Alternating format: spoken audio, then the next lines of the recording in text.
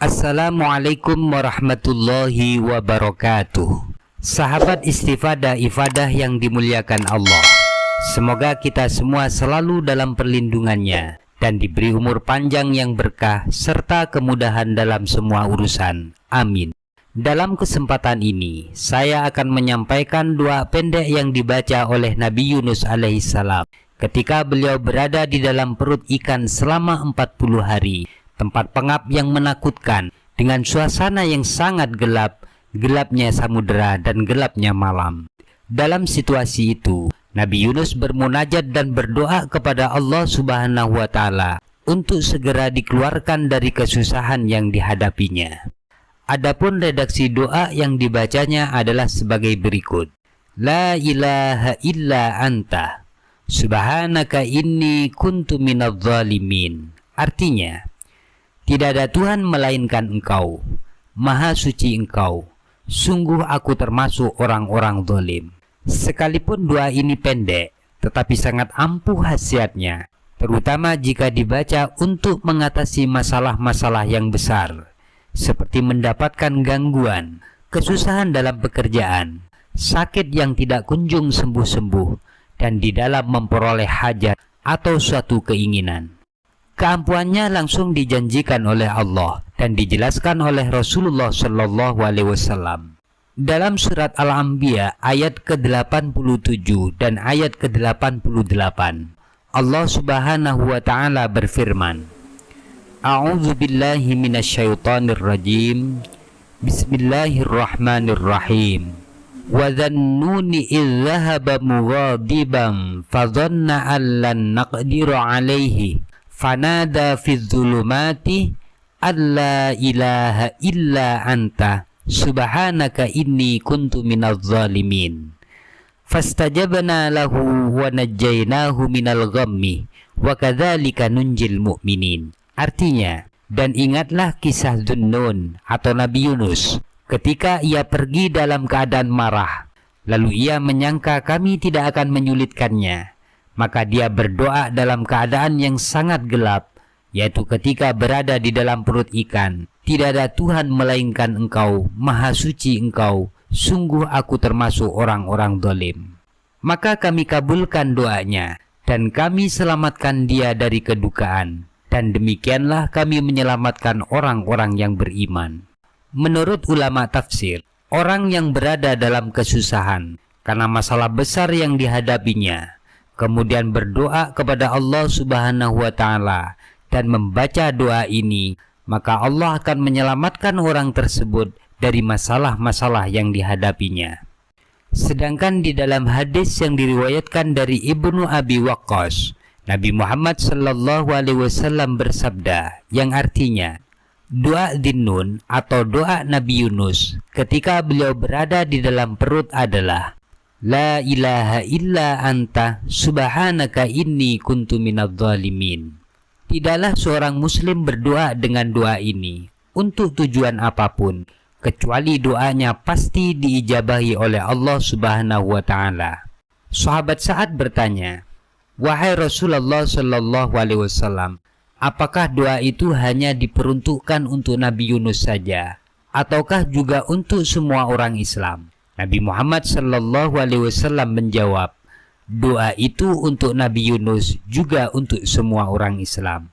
Bagaimanakah cara mengamalkan doanya Nabi Yunus untuk suatu tujuan? Berikut saya akan bagikan khasiat dan cara-cara ampuh yang telah diajarkan oleh Rasulullah Sallallahu Alaihi Wasallam dan ijazah dari sebagian guru. Khasiat yang pertama, hajat apapun bisa tercapai. Untuk mencapai khasiat ini, ada 3 cara yang bisa dilakukan dan semuanya ampuh.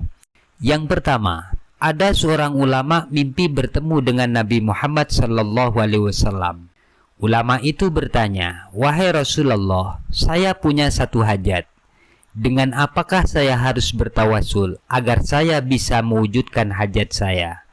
Nabi Muhammad Sallallahu Alaihi Wasallam menjawab, Barang siapa mempunyai hajat kepada Allah, maka sujudlah, dan di dalam sujudnya bacalah sebanyak 40 kali dengan berisyarah menggunakan jari telunjuknya. La ilaha illa anta subhanaka inni kuntu minadh-dhalimin, maka Allah pasti menerima doanya.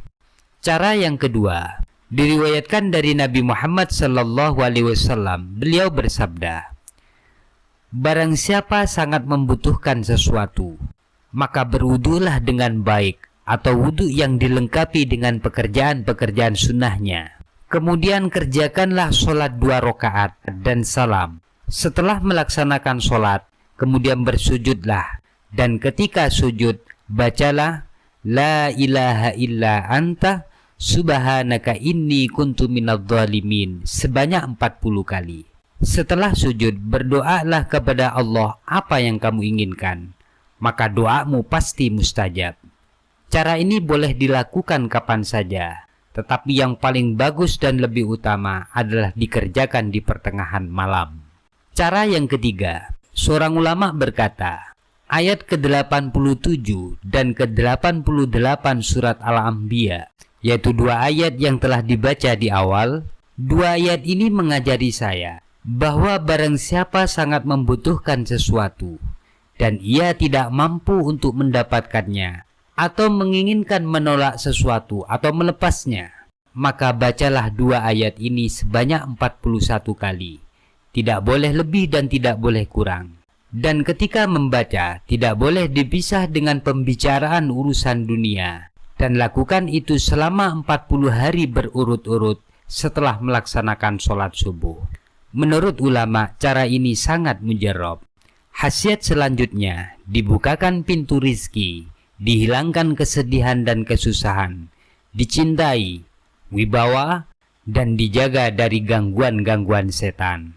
Sebagian ulama khawas berkata, barang siapa mendawamkan atau merutinkan membaca la ilaha illa anta subhanaka inni kuntu minadh-dhalimin setiap hari sebanyak 1000 kali, maka apa yang ia cari pasti ia akan mendapatkannya, dan Allah melapangkan rizkinya, melepaskan kesedihan dan kesusahannya, dan Allah membukakan untuknya pintu kebaikan, menjaganya dari gangguan-gangguan setan, dicintai para pengikutnya, dan disegani oleh musuh-musuhnya.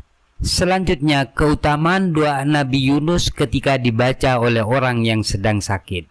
Dalam satu riwayat disebutkan, tidaklah orang yang sedang sakit membaca doa Nabi Yunus sebanyak 40 kali, kecuali ia diberi pahalanya orang yang mati syahid. Dan jika ia sembuh, maka dosa-dosanya diampuni oleh Allah Subhanahu wa ta'ala.